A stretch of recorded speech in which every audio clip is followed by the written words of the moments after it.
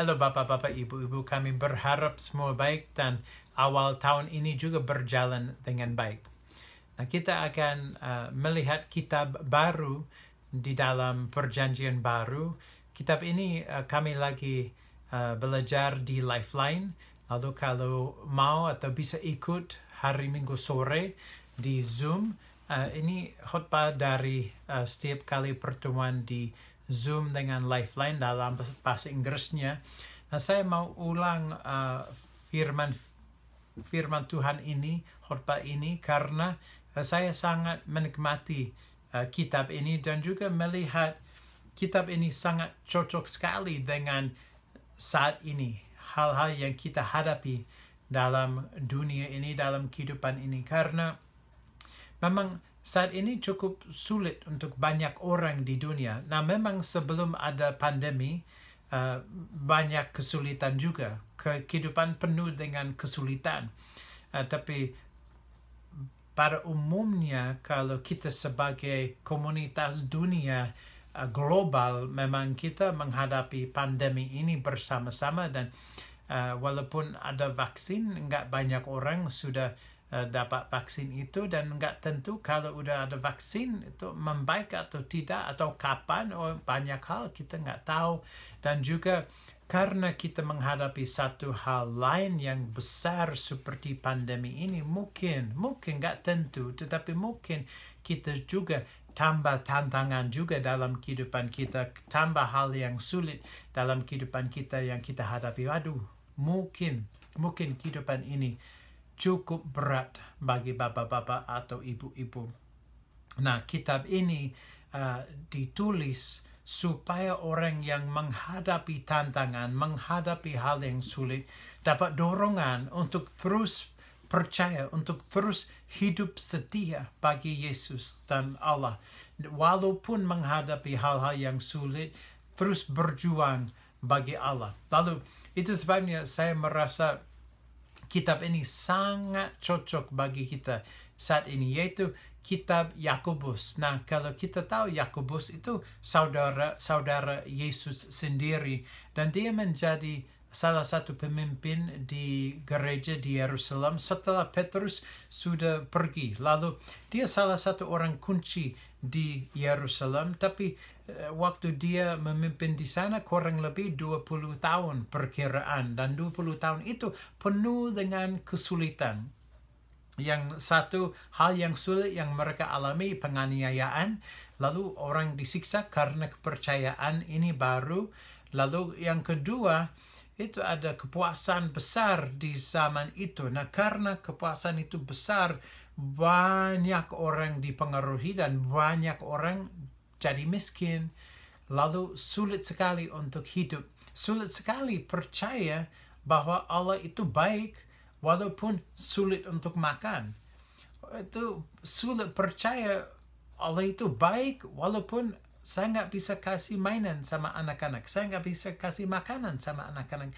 Sulit percaya Allah itu baik kalau kehidupan ini kurang baik. Nah, untuk Yakobus sendiri, pelajaran yang dia sampaikan dasarnya, sumbernya dari dua hal sebenarnya. Kebanyakan diambil dari Matius, khotbah di atas bukit di Matius 5, 6, 7 itu, dan juga dari Amsal, dari Amsal 1 sampai ke 9. Lalu banyak pelajaran yang Yakobus sampaikan, bukan hal yang baru, bukan pelajaran baru, tetapi dorongan kepada orang percaya untuk terus berjuang, untuk terus hidup setia, yang diambil dari khotbah di atas bukit dan dari Amsal 1 sampai ke 9. Dan intinya pesan dari Yakobus adalah, walaupun kehidupan ini sulit, hidup setia. Dan kalau kita hidup setia, kehidupan akan mirip A, B, C, D, E, dan sebagainya. Lalu hidup setia walaupun banyak tantangan. Tidak penting kalau kita menghadapi hal-hal yang sulit. Padahal lebih penting lagi kita hidup setia kepada Allah di dalam tantangan itu. Nah, Yakobus terkenal sebagai orang yang penuh dengan hikmat. Dia penuh banyak sekali kehendak dari Allah sendiri. Dan juga waktu dia meninggalkan dunia ini, dia nggak meninggalkan dunia ini karena dia tambah tua, tetapi ceritanya dia dibawa ke atas bait Allah, gedung tinggi itu, dan dia dilempar, didorong, jatuh dari atas bait Allah itu, waktu dia kena konkrit itu, dibawa batu-batu dan tanah, sebenarnya dia masih hidup. Dia belum mati. Lalu mereka ambil tongkat batu-batu dan mereka memukul dia, melempari batu sampai dia mati. Lalu Yakobus menderita dan dia menulis kepada orang-orang yang percaya tetapi yang menderita. Bagaimana hidup setia kepada Allah walaupun kita menghadapi banyak hal yang sulit, apalagi kalau kita menderita di dalam kehidupan ini. Nah, kita akan melihat 3 hal dari Yakobus 1, terus Yakobus ada 12 pelajaran singkat, dan kita akan belajar dari 12 pengalaman atau cerita itu yang dia gunakan untuk menyampaikan sebuah pelajaran. Lalu saya mau membaca kali ini dari Yakobus 1 ayat 2 sampai ayat ke-12 yang berbunyi, "Saudara-saudaraku, anggaplah sebagai suatu kebahagiaan apabila kamu jatuh ke dalam berbagai-bagai pencobaan. Sebab kamu tahu bahwa ujian terhadap imanmu itu menghasilkan ketekunan. Dan biarkanlah ketekunan itu memperoleh buah yang matang, supaya kamu menjadi sempurna dan utuh dan tak kekurangan suatu apapun. Tetapi apabila di antara kamu ada kekurangan hikmat, hendaklah ia memintakannya kepada Allah yang memberikan kepada semua orang dengan murah hati dan dengan tidak membangkit-bangkit, maka hal itu akan diberikan kepadanya. Hendaklah ia memintanya dalam iman, dan sama sekali jangan bimbang, sebab orang yang bimbang sama dengan gelombang laut yang diombang-ambingkan kian kemari oleh angin. Orang yang demikian janganlah mengira bahwa ia akan menerima sesuatu dari Tuhan, sebab orang yang mendua hati tidak akan tentang dalam hidupnya. Baiklah saudara yang berada dalam keadaan yang rendah, bermegah karena kedudukannya dengan tinggi. Dan orang kaya karena kedudukannya yang rendah, sebab ia akan lenyap seperti bunga rumput. Karena matahari terbit dengan panasnya yang terik dan melayukan rumput itu, sehingga gugurlah bunganya dan hilanglah semaraknya. Demikian jugalah halnya dengan orang kaya. Di tengah-tengah segala usahanya ia akan lenyap. Berbahagialah orang yang bertahan dalam pencobaan, sebab apabila ia sudah tahan uji, ia akan menerima mahkota kehidupan yang dijanjikan Allah kepada barang siapa yang mengasihi dia. Itu Yakobus 1 ayat 2 sampai 12. Maaf, ucapan beberapa kata salah, jelek, maaf.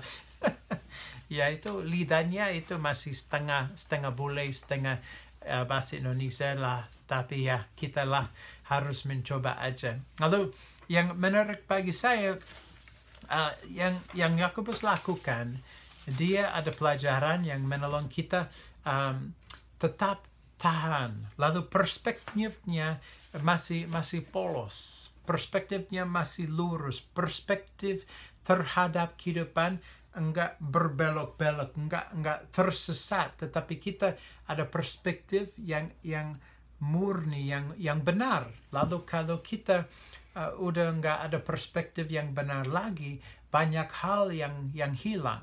Bukan kita saja yang hilang, mungkin pelajaran dari tantangan itu hilang, tetapi juga pendekatan dengan Allah itu juga hilang. Karena kalau kita menghadapi hal yang sulit, kita nggak bisa percaya bahwa Tuhan bisa baik kalau kehidupan ini nggak baik.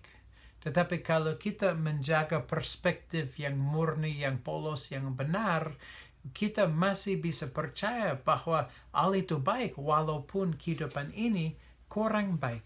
Nah, Yakobus menggunakan satu gambar yang cukup menarik bagaimana proses ujian itu, bagaimana sesuatu diuji. Nah, waktu dia menggunakan kata itu untuk ujian, itu sebenarnya sebuah proses seperti membuat emas atau membuat besi yang khusus seperti emas lebih murni. Lalu dipanaskan bagian-bagian yang kurang murni jadi di atas, lalu diambil supaya lebih murni lagi. Lalu itu prosesnya bisa membuat emas itu atau semacam besi itu lebih murni. Nah, kalau seorang yang membuat perak lebih murni, pada akhirnya waktu perak itu murni, sebenarnya mereka bisa melihat wajah di dalam perak itu seperti sebuah cermin. Lalu mereka bisa melihat refleksinya diri, karena itu nggak ada hal yang nggak murni sekali. Lalu Yakobus tahu bahwa kita sebagai manusia jauh dari murni, ya. Banyak hal di dalam kehidupan kita yang rusak, yang kurang lengkap, yang nggak dewasa, yang nggak baik, yang belum mantap. Ya, banyak hal di dalam kehidupan kita yang jauh dari murni. Tapi kalau kita percaya kepada Allah, kalau kita ada Roh Kudus di dalam kehidupan kita, kita menjadi manusia baru. Nah, manusia baru itu masih perlu proses untuk menjadi orang yang murni, orang yang suci, orang yang saleh, orang yang seperti Yesus. Dan memang cara yang kita memurnikan diri melewati tantangan. Bukan mengalami kehidupan yang nyaman dan aman, sebenarnya yang menciptakan karakter yang lebih kuat, integritas yang lebih kuat, melewati tantangan. Itu sebabnya Yakobus mengatakan itu suatu kebahagiaan kalau kita jatuh ke dalam berbagai-bagai pencobaan. Karena kalau kita jatuh, itu menjadi ujian bagi kita, supaya kita bisa menjadi lebih dewasa, supaya kita bisa menjadi seperti buah yang matang. Nah, pernah makan sebuah semacam buah yang belum matang, tapi kelihatan matang di luar, seperti mangga. Ya, kelihatan ya mudah-mudahan cukup matang, tapi saya lapar aja, disilat, buka, aduh, asam sekali. Waduh. Kita juga manusia, memang kalau buka kulitnya, lihat asam sekali juga. Asin sekali kadang-kadang di dalam, betul? Nah, itu sebenarnya perlu semacam proses supaya dibuka dan menjadi manis. Kalau dibuka sering sekali asin dan asam, belum makan cukup banyak asin dan asam, ya. Lalu Yakobus melihat memang kita sebagai karakter cukup rusak, belum lengkap. Tetapi jika dia menggunakan kata lengkap itu di dalam Yakobus 1 7 kali, dia menggunakan kata itu karena dia tahu kita bisa menjadi orang yang lengkap di dalam Kristus kalau kita hidup seperti orang yang percaya kepada Kristus. Lalu itu masih semacam proses untuk menjadi komplit. Lalu kita harus hidup seperti Yesus supaya menjadi komplit di dalam Yesus. Lalu melihat maksudnya, lalu walaupun kita udah lengkap di dalam Kristus, proses untuk menjadi matang, proses untuk menjadi sempurna, proses itu menjadi dewasa supaya kita tak kekurangan satu apapun melewati tantangan dan ujian. Walaupun kita nggak bisa melihat kehendak Allah, kita percaya ada kehendak dari Allah. Yaitu percaya kepada Dia walaupun kita menghadapi hal-hal yang sulit. Nah, di dalam pasal ini, Yakobus juga menjelaskan kalau kita kekurangan hikmat, kita harus minta. Tetapi kalau kita minta, kita harus percaya dia akan mendengar dan dia akan menjawab. Nah, apa itu? Apakah hikmat itu dari Allah? Hikmat itu jawaban untuk masalah kita? Sepertinya, tetapi nggak selalu tentu you dapat jawaban yang jelas. Maksudnya seperti ini. Kalau you lagi menghadapi kesulitan dalam sebuah hubungan dan tidak tahu jalan keluar dan tidak tahu jawaban itu dan perlu hikmat. Aduh Tuhan, tolong kasih hikmat, apa itu jalan keluar dari masalah ini dengan teman atau keluarga saya. Nah, nggak tentu you langsung dapat jawaban. Itu bukan maksudnya Yakobus. Maksudnya Yakobus, hal yang menjadi hikmat bagi kita tetap percaya kepada Allah walaupun kita tidak tahu jawabannya. Lalu hikmat itu yang dimaksudkan oleh Yakobus tetap percaya bahwa Allah itu baik walaupun kehidupan ini nggak selalu baik. Itulah hikmat. Lalu kita penuh dengan hikmat kalau kita masih menjaga pikiran, kalau kita bisa menjaga perspektif itu walaupun kami menghadapi sesuatu yang sulit, yang nggak baik, yang menjadi pencobaan bagi kita, dan kita belum dapat jalan keluar, kita akan percaya bahwa Allah itu baik. Dan walaupun kita nggak tahu jalan keluar, kita tahu dia tidak akan pernah meninggalkan kita. Dan juga kita akan bertumbuh melalui hal yang sulit. Lalu itulah hikmat yang Allah akan berikan kepada kita kalau kita minta. Nggak selalu ada jawaban yang tetap seperti ini yang harus you lakukan. Yang harus kita lakukan, percaya bahwa dia baik walaupun kehidupan nggak baik. Lalu, dan kita harus tahan. Kita harus sabar. Kita harus setia melewati pencobaan itu, yaitu ujian bagi kita. Tetapi kalau kita percaya dia baik, dan kita percaya dia tetap baik, dan kita akan mengalami proses itu, kita akan menjadi lebih dewasa, lebih tekun, lebih matang, dan sempurna. Di dalam kata Yakobus, tidak akan ada kekurangan suatu apapun. Waduh, kalau saya ingat kehidupan di Indo, enggak selalu mudah, banyak hal yang sulit. Tetapi kalau saya ambil keputusan yang baik di dalam pencobaan itu, di dalam hal yang sulit, saya bertumbuh sekali sebagai dewasa, sebagai manusia, sebagai bapak, sebagai orang. Saya menjadi orang yang lebih tekun karena keputusan saya di dalam pencobaan itu yang merasa seperti ujian. Lalu Yakobus menjelaskan, kehidupan ini sulit, tetapi pencobaan di dalam kehidupan ini juga bisa menjadi berkat bagi kita, supaya mereka menjadi suatu kebahagiaan. Karena kita bisa mengerti kalau kita melewati pencobaan itu dengan baik, kalau kita melewati ujian itu dengan baik, malah kita akan bertumbuh. Wow, luar biasa kadang-kadang kita menjadi dewasa sekali melalui pencobaan-pencobaan. Kita nggak begitu menjadi dewasa melalui kehidupan yang simple aja, melalui kehidupan yang aman dan nyaman aja, kita nggak bertumbuh. Tapi kita melewati sesuatu yang sulit. Hati kita, karakter kita, integritas kita bertumbuh. Pasti, saya berjanji. Lalu, pencobaan-pencobaan itu menolong kita menjadi orang yang lengkap. Dan kita juga dapat hal yang kita butuhkan di dalam pencobaan itu, perspektifnya yang selalu ingat Allah itu baik. Dan kita harus percaya total sama dia. Dan dia akan membawa kita melewati ujian, pencobaan itu.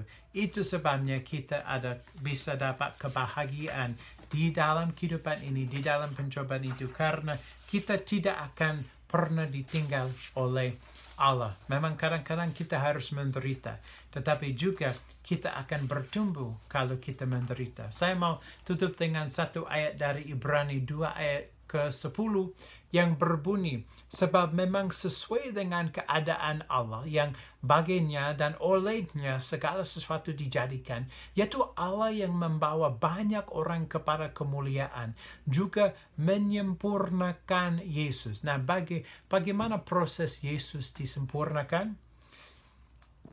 Dengan penderitaan. Lalu menyempurnakan Yesus yang memimpin mereka kepada keselamatan dengan penderitaan. Lalu Yesus juga sendiri disempurnakan melalui penderitaan yang dia hadapi dan alami. Jangan lupa saudara-saudaraku, kalau kita menghadapi penderitaan di dalam kehidupan ini, sebenarnya kita melewati proses yang sama yang Yesus lewati, yaitu proses untuk disempurnakan dan menjadi lebih seperti Yesus. Tuhan memberkati. Amin.